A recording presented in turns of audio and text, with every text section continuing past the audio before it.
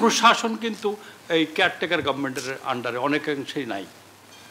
এখানে দেখা যায় স্থানীয় রাজনৈতিক নেতৃবৃন্দ, প্রভাবশালী রাজনীতিবৃন্দ, তারাই কিন্তু প্রশাসনকে পরোক্ষভাবে পরিচালনা করে।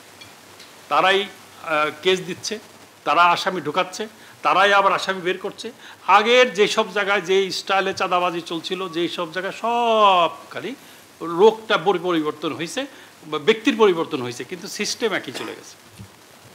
তাহলে আজকে সংস্কার বাদে যদি আমি একটা নির্বাচন দেই, তাহলে তো আমি আগের জায়গায় চলে যাচ্ছি। তাহলে আমার এই যারা কবরের থেকে আমাকে অবজার্ভ করছে, বা লৌহ মাহফুজ থেকে বা ইল্লিন বা সিজিল থেকে যে আমাকে অবজার্ভ করছে, তাকে কাছে আমি কি জবাব দেব?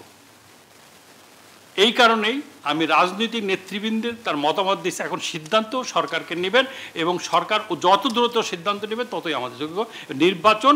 সেই আমি মনে করি ফেব্রুয়ারির মধ্যে যদি পিছায় যায় দেশ, যেটা আমি রিয়াজ ভাইয়ের সাথে একমত, জাতীয় নিরাপত্তাও বিঘ্নিত হতে পারে।